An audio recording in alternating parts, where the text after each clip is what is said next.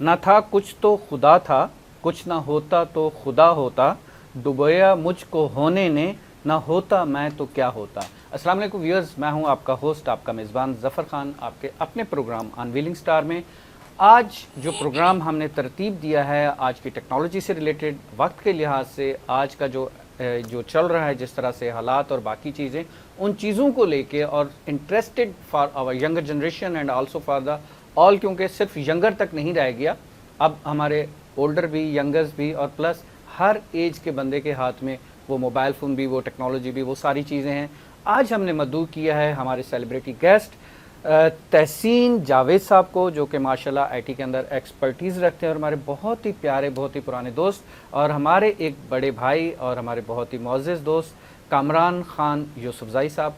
दोनों साहिबान का मैं शुक्रिया अदा करता हूँ कि वो प्रोग्राम में तशरीफ़ लाए। आइए आपको लेके चलते हैं हम अपने दोनों मुअज़्ज़ज़ मेहमानों के पास। अस्सलाम वालेकुम कामरान भाई, कैसे हैं आप? ठीक हैं? तबीयत कैसी है? सबसे पहले आपका प्रोग्राम में तशरीफ़ आवरी का शुक्रिया। तहसीन भाई, आप कैसे हैं? ठीक हैं? तबीयत कैसी है? प्रोग्राम में तशरीफ़ आवरी का शुक्रिया, आप लोग तशरीफ़ लाए, अपना टाइम स्पेयर किया। आज का प्रोग्राम मैं व्यूअर्स को भी बताना भूल गया कि हम जो डिज़ाइन किया उसकी जो एक हेडलाइन एक हमने बनाई है, साइबर सिक्योरिटी। आई थिंक आपने कहा था कि साइबर सिक्योरिटी के ऊपर हम कुछ डिस्कशन करना चाहते हैं।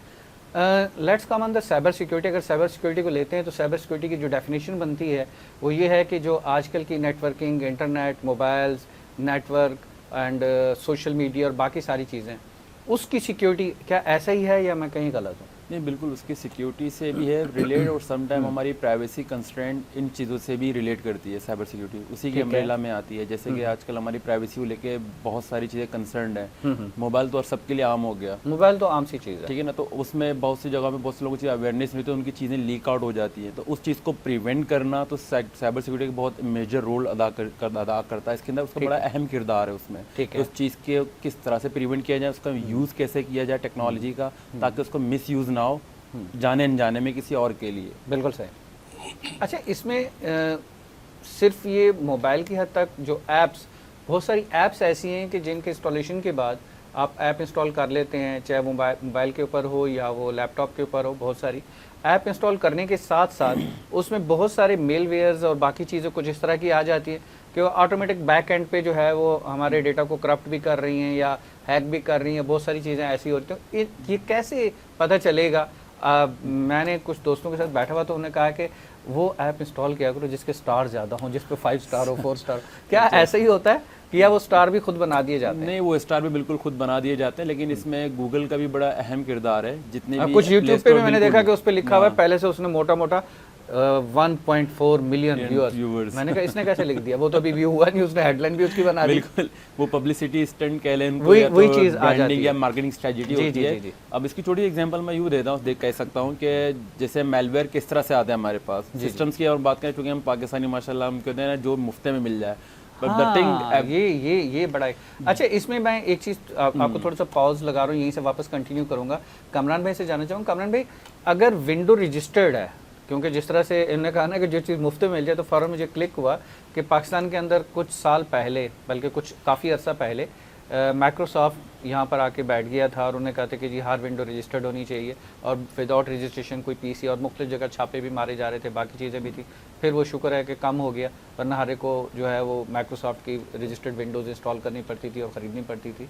और ये चीज़ बाकी कंट्रीज़ में बहुत सारी जगह, हमें चाइना में इधर उधर कहीं भी नहीं देखने को मिली।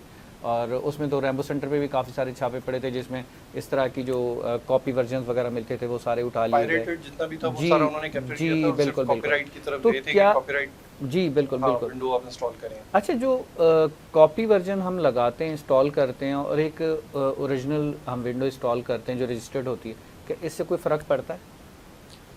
नहीं, फ़र्क इस तरह से पड़ता है कि जो पायरेटेड होता है उसमें ज़्यादातर ये होता है कि वो पर्पसली उसके लिए बनाया गया होता है कि आप इंस्टॉल करेंगे तो उसमें वो चीज़ एम्बेड कर दी जाती है, मलवेयर्स एम्बेड कर दिए जाते हैं कि आप इंस्टॉल करेंगे तो आपके सिस्टम का कंट्रोल हमारे पास आ जाए, या मतलब जिसने भी वो किया है उसके अंदर। तो हैकर्स भी इस तरह से करते हैं कि वो ISO फाइल्स और दूसरी फाइल्स जो उसकी इंस्टॉलेशन की होती हैं वो नेट पे बना के पूरा वो उसका वो रख देते हैं इमेज, और फिर आप उससे इंस्टॉल करते हैं तो ये कहते हैं कि जी ये आप इंस्टॉल कर लें तो ये इसमें ये मतलब लाइसेंस फ्री है, मतलब इसमें लाइसेंस की डालने की जरूरत नहीं है, एक्टिवेशन की डालने की जरूरत नहीं है। बिल्कुल सही। तो इस तरह से, लेकिन वो फ्री में कोई भी बंदा किसी को कोई चीज़ नहीं देता है। अगर फ्री में कोई चीज़ अवेलेबल है नेट के ऊपर तो डेफिनेटली उसमें कहीं ना कहीं कोई ऐसी चीज़ होगी या होती है। 100% नहीं है ऐसा, लेकिन फिर भी तो इस बात का चांस होता है कि वो चीज़ बग्ड होगी और उसमें फिर आप इंस्टॉल करेंगे तो आपका चाहे वो APK फाइल है उससे इंस्टॉल कर रहे हैं आप, एंड्रॉइड पे इंस्टॉल कर रहे हैं या कंप्यूटर में कोई चीज़ कर रहे हैं और वो फ्री है, तो उसमें इस बात का इम्कान मौजूद होता है कि वो चीज़ बग्ड होगी या उसमें कुछ ना कुछ मलवेयर या चीज़ें इस तरह की पड़ी होंगी। तो वो चूँकि आप खुद अपनी विल से अपनी मर्जी से इंस्टॉल कर रहे हैं तो उसमें कोई ये नहीं होता कि किसी ने कोई आपसे कोई चीज़ यस या नो करवाई है फिर वो उसको आपने मतलब क्योंकि आप इसमें खुद ही इंस्टॉल कर रहे हैं सारा कुछ, तो बहुत इजीली आपका सिस्टम जो है वो कंप्रोमाइज़ हो जाता है, चाहे मोबाइल हो या लैपटॉप हो।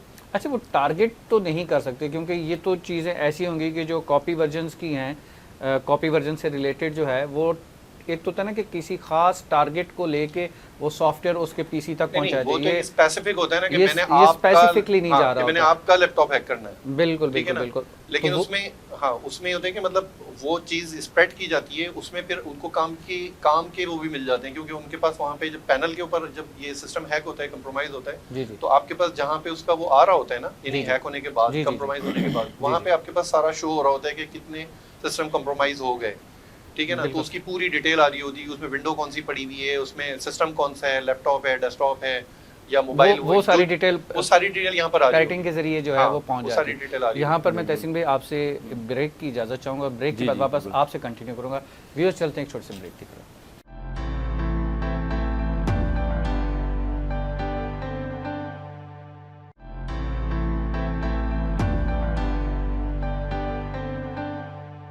वेलकम बैक व्यूअर्स, चलते हैं तहसीन भाई के पास और जानते हैं उनसे इसी हवाले से जो हमारा ब्रेक से पहले डिस्कशन चल रहा था। जी तहसीन भाई।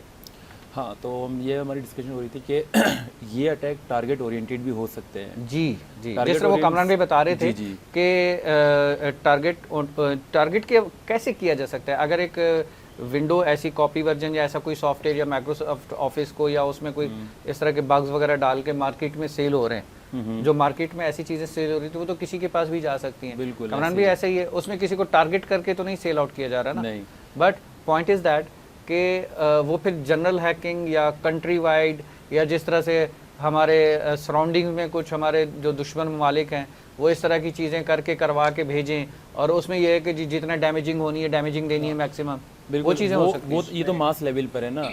टारगेट ओरिएंटेड से मरवा दे कि कोई भी मतलब अगर मैं लेट से कि आउटसाइडर या इनसाइडर कोई भी है, मुझे किसी एक पर्टिकुलर सेलिब्रिटी को टारगेट करना होगा तो उसके लिए सबसे इंपॉर्टेंट है होमवर्क से मीन कि उसके बारे में जानना कि वो कहाँ जाता है, क्या यूज़ करता है, क्या नहीं करता है, उसके लाइफ सोशल इंजीनियरिंग चीज़ें हैं, तो उस बेस के ऊपर उसको टारगेट किया जाता है। लेट से मुझे पता है कि ज़फ़र साहब को जो है ना प्रोग्राम्स करने का बड़ा शौक है, he is very found of social engineer, उसमें सोशल सर्कल के हवाले से इन चीज़ों को बड़ा एक्टिव होते हैं, इन चीज़ों को ले रहे होते हैं, तो मैं उसी सर्कल के ऊपर इसी तरह की चीज़ उनको सेंड करूंगा कि ये चीज़ आई है, ये इस पे देखें ना, आपके प्रोग्राम के लिए बड़ा बेहतरीन है, आप इस वीडियो पे जाके लिंक पे क्लिक कर दें। Okay, that's targeted. अब आप डेफिनेटली जाएंगे, आपको एक कंटेंट मिल गया अपने शो को होस्ट करने के लिए, आपने कहा कि ठीक है तो बड़ा अच्छा रहेगा मेरे प्रोग्राम के हवाले से, आप गए आपने लिंक पे क्लिक कर दिया, but at the next moment जैसे आपने क्लिक किया आपको नहीं पता कि आपके सिस्टम में क्या स्पाईवेयर ये मेलवेयर रन हो चुका है। बिल्कुल ठीक है, ठीक है, तो वो चीज रेलेवेंट होगी आपसे ना, आपसे रेलेवेंट, आपका इंटरेस्ट लेवल था तो आपने क्लिक तो करना ही करना था उसमें,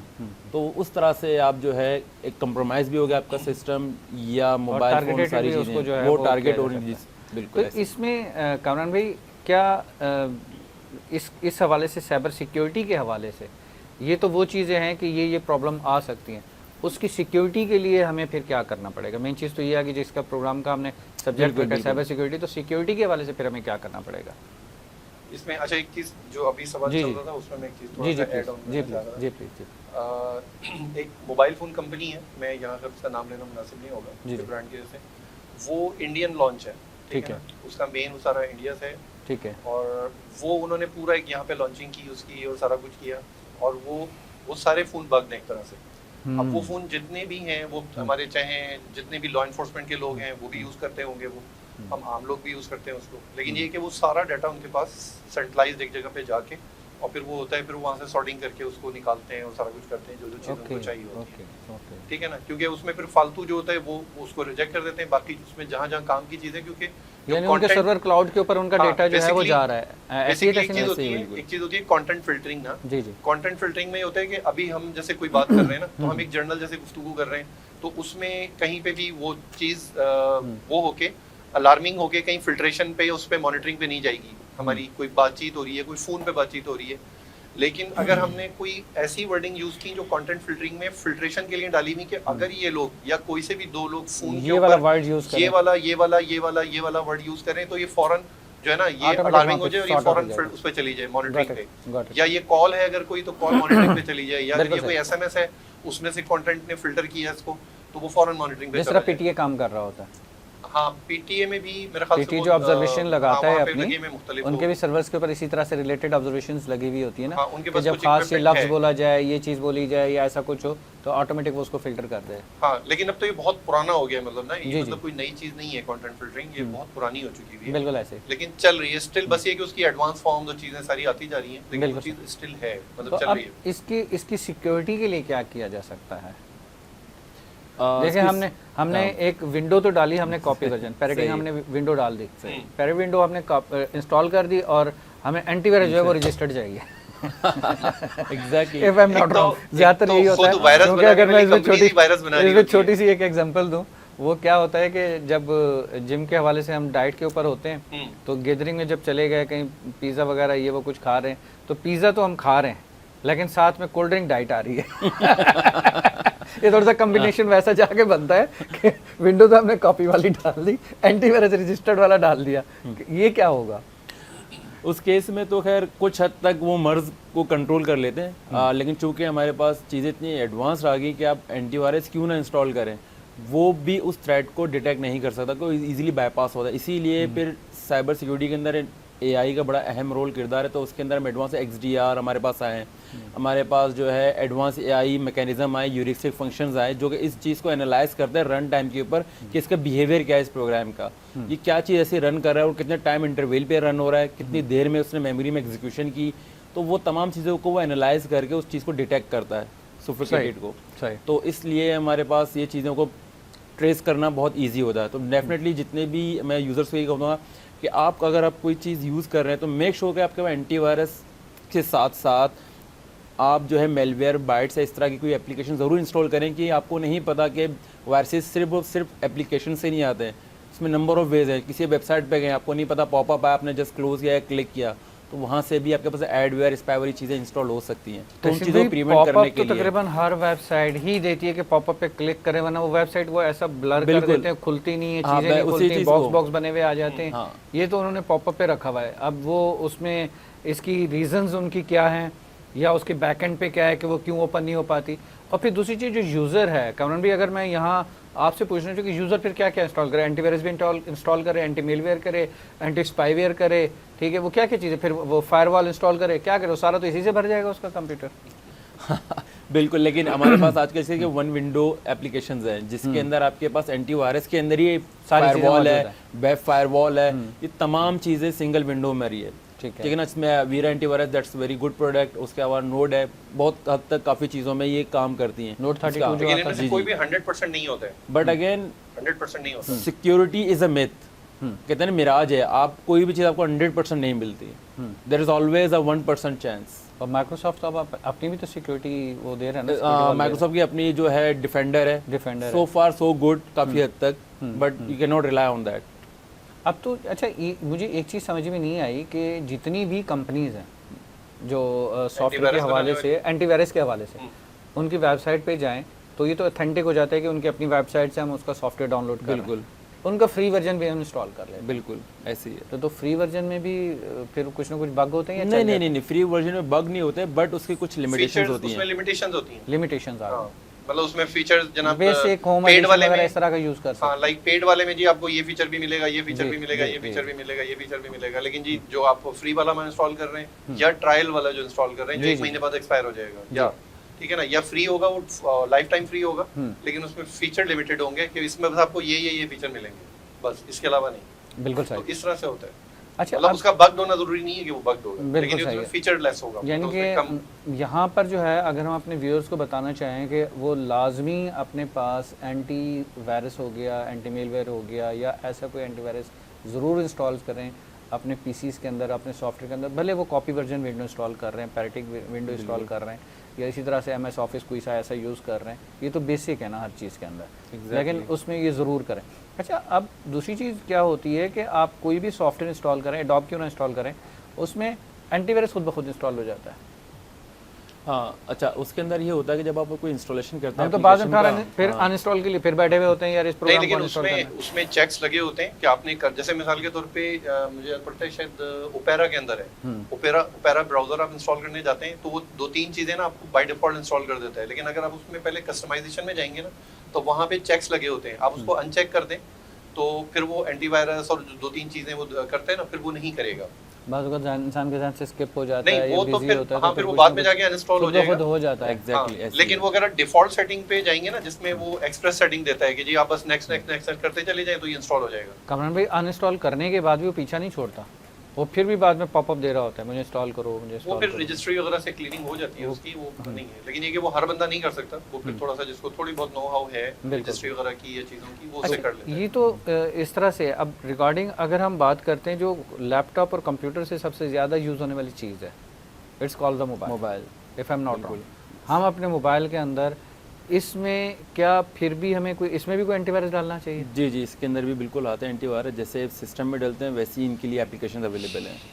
अब जैसे कि मैंने पहले ही बताया, नोट कर लें, डिफेंडर, बहुत सारे वैरायटी, AVG, इस तरह के काफ़ी सारे एंटीवायरसेस हैं। ये एंड्रॉयड, आईफोन वगैरह इन सब के लिए होते हैं? बिल्कुल बिल्कुल, उनके लिए अवेलेबल है। क्या वो काम भी करते हैं? जी बिल्कुल, लेकिन काम भी अगर करते हैं। एक चीज़ आप नोट करें कि एंटीवायरस जब भी जहाँ भी जिस डिवाइस के अंदर डालते हैं उसकी स्पीड स्लो हो जाती है। हाँ, ये कहने की बात होती है कि वो चीज़ स्लो हो जाए, बट डिपेंड, अब मिसाल के तौर पर अगर मेरे नेट पास slow चलना P1 है, शुरू हो जाता है। P1 है और उसके ऊपर मैं डाल दूँ CS का वर्जन, तो it's not gonna work. P1 तो खराब नहीं रहे, लेकिन जस्ट फॉर एग्जांपल, तो क्योंकि मोबाइल फ़ोन के अंदर हार्डवेयर लिमिटेड होता है, उसकी जो प्रोसेसर है ARM का वो लिमिटेड है, तो हमें ये मेक श्योर करें कि जो एप्लीकेशन हम कर रहे हैं उसकी क्या रिक्वायरमेंट है हार्डवेयर की, कि यूज़र्स को ये नहीं पता होता, नॉन टेक्निकल चूँकि हर कोई होता है, यूज़र को चीज़ें नहीं पता होती, तो होता ये है कि हम उसके स्पेक को ज़रूर जाके चेक करें, क्या ये मेरे मोबाइल के साथ कंपेटेबल है भी या नहीं आया। हो सकता है उसकी रिक्वायरमेंट ज़्यादा है हार्डवेयर की, अब मैं इंस्टॉल तो वो कर देगा, बट अगेन वो चीज़ें फील करेगा स्लोनेस, चीज़ें यार ये इंस्टॉल करने के बाद मेरा बहुत स्लो हो गया मोबाइल, डेड स्लो हो गया, चूँकि उसकी रिक्वायरमेंट ज़्यादा थी, उसको मेमोरी ज़्यादा चाहिए, उसको वो रिक्वायर्ड मेमोरी को कंज्यूम वो कर रहा होगा, तो आपकी बाकी एप्लीकेशन जो सिस्टम ऑटोमेटिक स्लो हो जाएगा, स्लो हो सिस्टम डेड होने के ऊपर जाएगा। नियर अबाउट हो जाता है।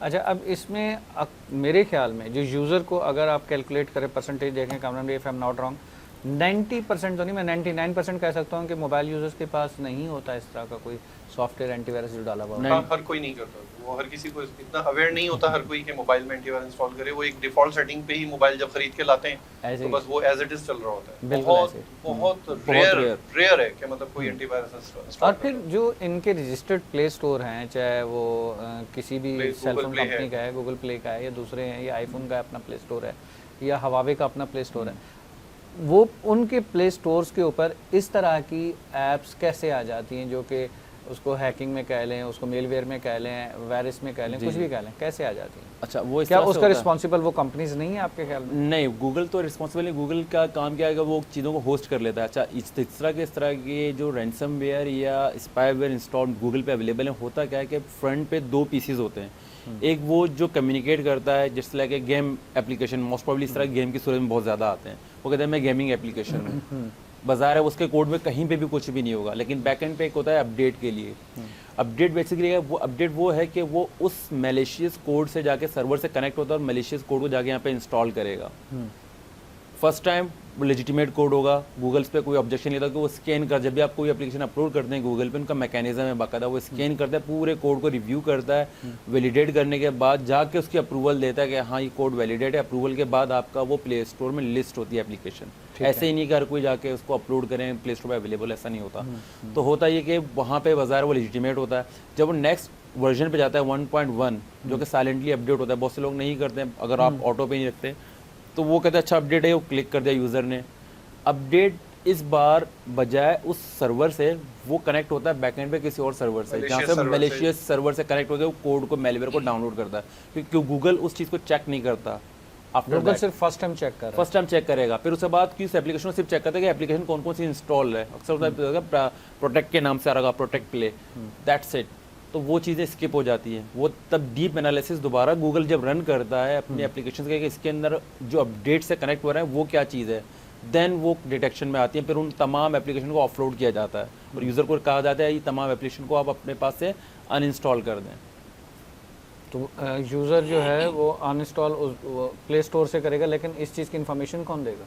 गूगल प्ले खुद करता है ये। अच्छा, गूगल प्ले देता जी है। जी वो रैंडमली भी जो एप्लीकेशन आप उसके पास होस्ट कराते हैं जो ये सारे प्ले स्टोर के ऊपर, वो रैंडमली भी थोड़े थोड़े टाइम में उसको वो चेक कर रहा होता है। अच्छा, चेक। हाँ, लेकिन जिस तरह से तहसीन साहब ने कहा कि वो जैसे अपडेट पे आपने क्लिक किया या वो अपडेशन के लिए जा रहा है, वर्जन 1 चल रहा था आपके पास 1.01 पे गया वो, तो वो फिर वहाँ कनेक्ट होने की वजह, क्योंकि एप्लीकेशन में जो प्ले स्टोर पे होस्ट हुई हुई है उसमें इसका कोई चीज़ मौजूद नहीं है जो मलेशियस हो, जिसको गूगल प्ले या प्ले स्टोर जो है ये कहे कि जी ये इसमें मलेशियस कोड मौजूद है, मैं इसको रिमूव कर रहा हूँ। क्योंकि जहाँ भी जब भी अगर किसी ने ऐसी कोई एप्लीकेशन बना के वहाँ पे होस्ट की हुई होती है प्ले स्टोर के ऊपर, तो गूगल प्ले जब उसको चेक करता है स्टोर उसको, तो उसको रिमूव कर देता है, फौरन रिमूव कर देता है।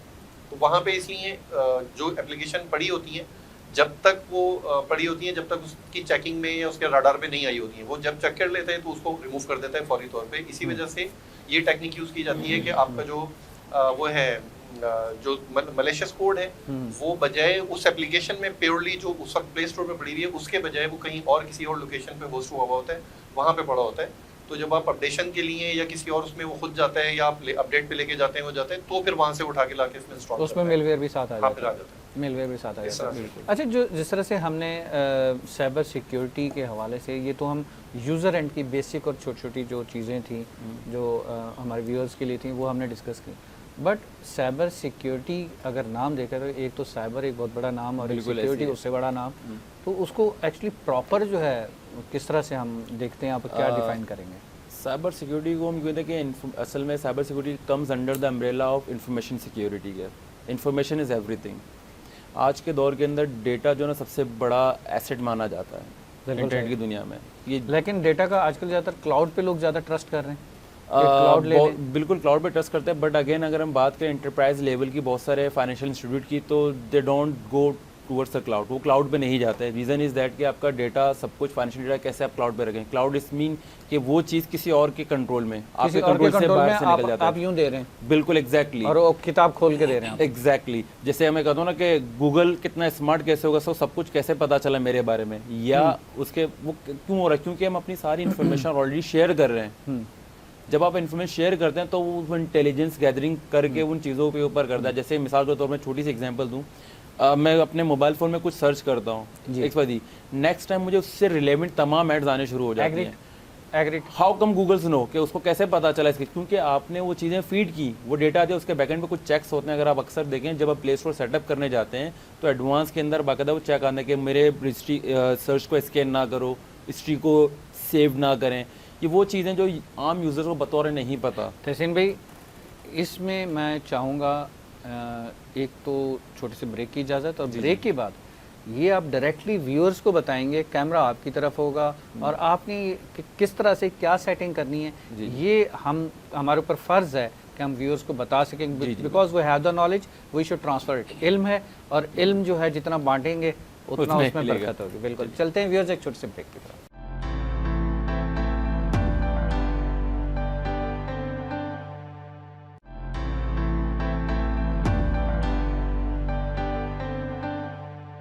Welcome back viewers. यहाँ पर हम तहसीन भाई से ये रिक्वेस्ट कर रहे थे ब्रेक पे जाने से पहले, और अभी मैं उनसे यही कहूँगा, और आप सब मोबाइल के ऊपर क्या सेटिंग कैसे करनी है, अपने पेपर पेन ले लें और उसके ऊपर नोट करना शुरू करें, और यही सेटिंग आपने अप्लाई करनी है। तहसीन भाई, व्यूअर्स ये प्लीज़ नॉलेज दे दें, हमारे बड़े ही सादा लोग होते हैं पाकिस्तान के, आपको पता ही है मेजॉरिटी, उसमें नहीं मालूम होता कि मोबाइल को, जैसा थोड़ी देर पहले कमरान भाई के साथ डिस्कस हो रहा था कि सिंपल डिफ़ॉल्ट सेटिंग के ऊपर हम चला रहे होते हैं 90% या 99%। क्या सेटिंग करनी चाहिए, किस तरह करनी चाहिए? इसके सिंपली करना ये हुआ कि आप अपने एंड्रॉइड सेटिंग में जो है गूगल, हमारे पास एक होता है ऑप्शन, तो आप उस पर क्लिक करेंगे, सिंपली गूगल पे टैप करेंगे तो उसके अंदर आपकी ईमेल सेटिंग में जाएगी, सबसे टॉप पे राइट कॉर्नर के ऊपर जो भी अपनी ईमेल, उस पर फर्स्ट लेटर डेफिनेटली आपका आ रहा होगा, तो आप उसमें टैप करेंगे। सिंपल टैप करने के बाद आप जैसे ही जाएंगे तो वहाँ पे नीचे हिस्ट्री का ऑप्शन होगा, सर्च हिस्ट्री, उस पर टैप करेंगे। नेक्स्ट ऑप्शन विंडो के अंदर आपके पास आ रहा होगा कि हिस्ट्री के मैनेज करना है, just click on that manage. Okay, ठीक है, उस पर ही आपने हिस्ट्री होगा कि आपकी जो एक्टिविटी है वो क्या करनी है, आप उसको करेंगे disabled.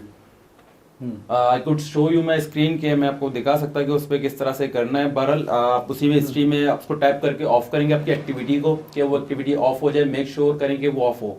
Then so next step उसका हुआ कंट्रोल का। कंट्रोल के अंदर आपने उसी तरह से आपका एक और वेब आ रहा है, web activity, web and app activity, आप उसको भी ऑफ करेंगे, वो बाय डिफॉल्ट ऑन ही रहता है। क्योंकि बहुत सारे यूजर जस्ट नेक्स्ट नेक्स्ट करते हैं तो हमारी सेटिंग के साथ वो ऑन हो जाता है, तो आप उसको ऑफ करें ताकि आपकी कोई भी चीज वेब या एप्लीकेशन के हवाले से एक्टिवेशन वहां ना जाए गूगल के सर्वर के ऊपर। देन उसके बाद थर्ड जो ऑप्शन है, फीचर है हमारे पास, वो है असिस्टेंट्स का। वो आपको मिलेगा मोर के अंदर, आप जैसे जाएंगे आपको प्राइवेसी सेटिंग मिलेगी। प्राइवेसी सेटिंग के अंदर भी आपको मिलेगी आपकी एक्टिविटीज का, वो भी चेक आप डिसेबल करेंगे। Then this is the basic thing, जिससे आप एटलीस्ट ये होगा कि आपकी जितनी भी प्राइवेसी रिलेटेड जो चीजें वो गूगल पे पब्लिश होगी। जैसे आपकी सर्च हो गया, मैं कोई एप्लीकेशन सर्च करूँ तो वो इन्फॉर्मेशन वहां नहीं जाएगी, जो रिलेवेंट एड्स आते हैं आपकी तरफ वो सारी चीजें वहाँ पे पार्क नहीं होगी, क्योंकि आपकी हिस्ट्री जब सेव ही नहीं होगी तो डेफिनेटली आपसे वो चीजें मांगेगा भी नहीं। तो ये हमारे पास बेसिक इनिशियल चीजें हैं। थर्ड चीजें एक और भी है, बहुत से लोग यूज करते हैं क्लाउड पे, मैं अपनी कॉन्टैक्ट भी शेयर कर दूं, दैट्स अ गुड थिंग, अच्छी चीज भी है, बट उसका साइड इम्पैक्ट भी है। अगर आप अपने कॉन्टैक्ट गूगल से शेयर कर दें तो वो चीज सिर्फ आपके पास नहीं रही, वो चीज आपसे प्राइवेसी निकल के गूगल के क्लाउड पे भी चलेगी। अगर आपका अकाउंट कल को कंप्रोमाइज हो गया तो मेक श्योर करें कि आपकी सारी चीजें जिसने भी कंप्रोमाइज की उनके पास ऑटोमेटिकली चली जाएंगी। So stay vigilant, stay safe.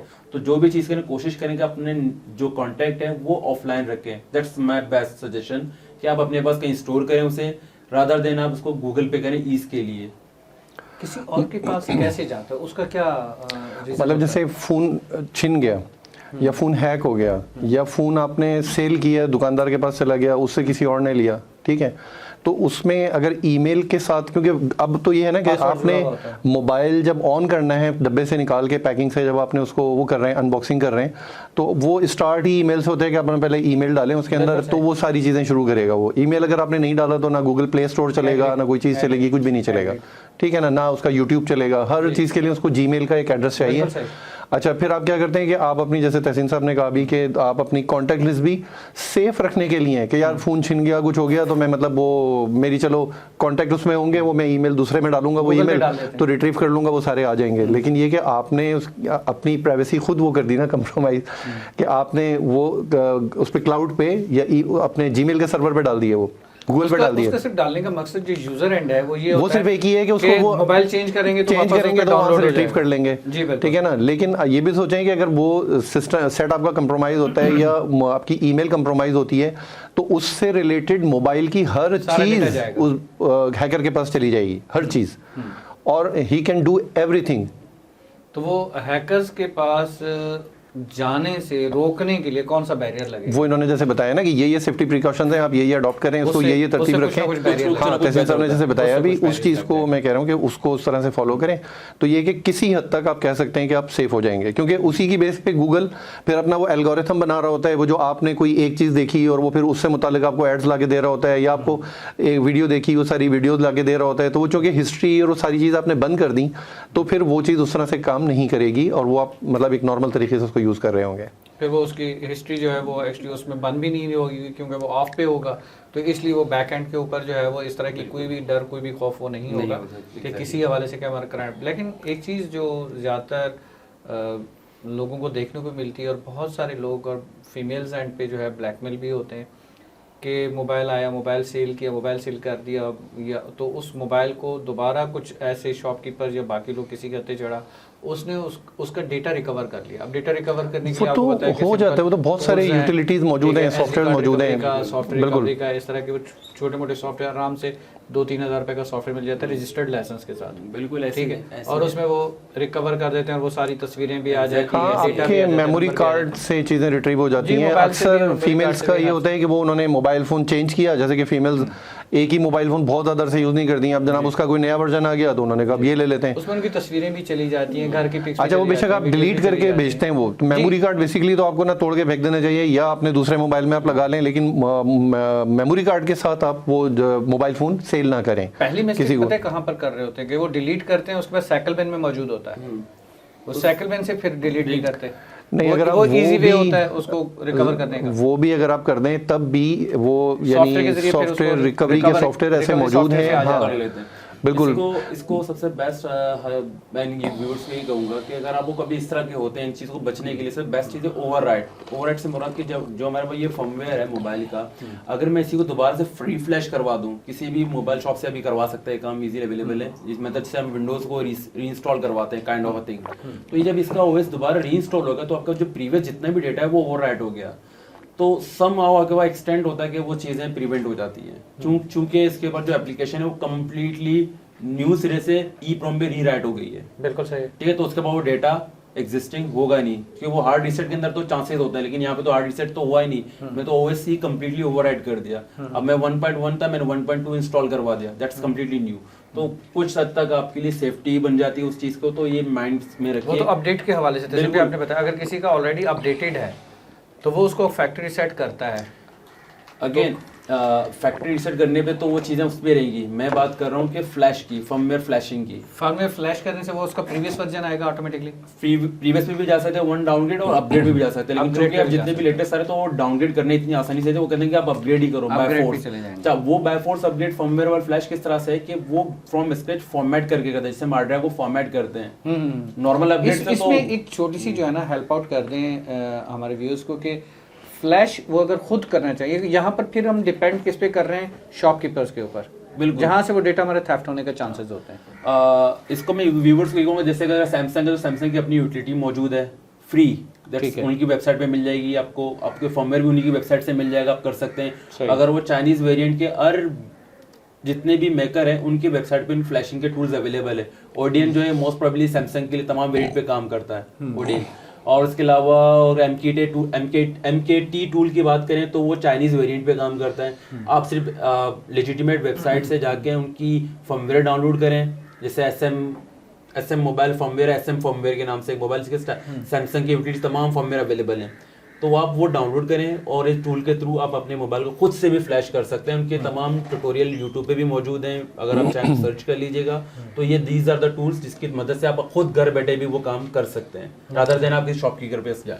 बिल्कुल सही। हाँ, लेकिन यूज़र एंड पे हमारे जो यूज़र्स हैं, जो भी मेल फीमेल्स, उनको इन चीज़ों की वेबसाइट पे जाना और फिर उसको डाउनलोड करना, वो चीज़ उसकी इतनी ज़्यादा अवेयरनेस है नहीं। हाँ, अवेयरनेस के अलावा तरीका यही है। मैं आपको बताऊं, मेरा अपना एक्सपीरियंस ये है कि मैंने अगर मिसाल के तौर पर कोई बच्चा, कोई टेक्नीशियन या कोई ऑफिस स्टाफ में से ऐसा रखा है जिसकी एजुकेशन नहीं है, लेकिन चूंकि वो आजकल की टेक्नोलॉजी के लिहाज से मोबाइल से अवेयरनेस रखता है, मोबाइल यूज़ करना आता है, तो उसको फेसबुक चलानी आती है, यूट्यूब चलाना आता है, सारी चीज़ें आती हैं। जब उसको चलानी आती है, उसको मेल अकाउंट तक बनाना आता है। मैं कहता हूँ भाई पढ़ा लिखा नहीं है, तेरी एजुकेशन नहीं है, IT तेरी फील्ड नहीं है, तो ये सारा कुछ कैसे कर लेता है? तो कहते हैं मैंने मोबाइल से सीख लिया। आता है, हमारी उस जनरेशन को भी आता है, जिनको नहीं आता उनको भी आता है, मोबाइल ने बहुत कुछ सिखाया, लेकिन करना नहीं चाहते, टाइम नहीं है। हम वो टाइम किसी गेम में यूटिलाइज कर लें, वो हम टाइम मोबाइल के ऊपर गेम खेल लें, या कोई सोशल मीडिया यूज़ कर लें, या टिकटॉक थोड़ी सी यूज़ कर लें। एक्चुअली वहाँ पर हम अपने टाइम को वेस्ट कर रहे होते हैं। तो इसमें उस टाइम को हम यूटिलाइज करके अगर लर्न भी कर सकते हैं प्लस अर्न भी कर सकते हैं। अर्निंग हमारी उस लिहाज से कि अगर उसमें एक्सपर्टीज आ गई तो डेफिनेटली फ्यूचर के अंदर हम अर्निंग पॉइंट ऑफ व्यू से उसको यूटिलाइज किया जा सकता है। इसमें मैं थोड़ा सा मजीद जो है कामरान भाई आपसे जानना चाहूँगा रिगार्डिंग दैट कि ये मोबाइल के हवाले से और उस हवाले से हमने बड़ा कोशिश की है कि जहाँ तक हो सके हम उसकी अवेयरनेस दे दें। इसके अलावा साइबर सिक्योरिटी को अगर हम देखें और किस तरह से कवरेज किया जा सकता है या इसका और क्या रोल अदा हो सकता है? इसको इस तरह से मैं अगर टेक ओवर करता हूँ तो उसके बाद कंटिन्यू करिएगा। तो इस अम्ब्रेला को जैसे मैंने पहले ही कहा था कि ये तो सिर्फ एक यूज़र एंड की बात की। हम अगर किसी एंटरप्राइज लेवल की बात करें, किसी ऑर्गेनाइजेशन की बात करें, तो वहाँ पे साइबर सिक्योरिटी के क्या किरदार है, वो किस तरह से करते हैं, डेफिनेटली उनके लिए बहुत बड़ा है। अगर बैंकिंग सेक्टर की हम बात करें, छोटी एग्जांपल है, वो बहुत बड़ा हमारा एक एंटरप्राइज लेवल पर तो होता है वहाँ पे। तो हमारे पास जो इन्फॉर्मेशन है, कार्ड की भी इन्फॉर्मेशन आ रही है बैंकिंग सेक्टर के डेफिनेटली, जो कि बहुत इंपॉर्टेंट और हसास होती है। और यूज़र का डेटा जा रहा हो, जैसे शुरू में मैंने स्टार्टिंग में बताया कि डेटा इज एवरीथिंग। तो उस डेटा को प्रोटेक्ट करने के लिए हमारे पास डिफरेंट लेयर्स होते हैं सिक्योरिटी के, जिसको हम कहते हैं 7 लेयर्स ऑफ सिक्योरिटीज। ठीक है, तो सिक्योरिटी इन डेप्थ के अंदर हमारे पास फायरवॉल तो सबको पता है, ट्रेडिशनल वे में भी लगता था, पहले भी लगता था, अब भी इसी जमाने में फायरवॉल अभी भी यूज होता है। बट फर्क सिर्फ इतना है कि उसके अंदर AI के कुछ एडवांस एल्गोरिथम यूज हुए हैं। फायरवॉल कंबाइन होता है IPS के साथ। आपके IPS का काम ये होता है कि उस चीज़ को प्रिवेंट करता है, इंट्रूजन प्रिवेंशन सिस्टम।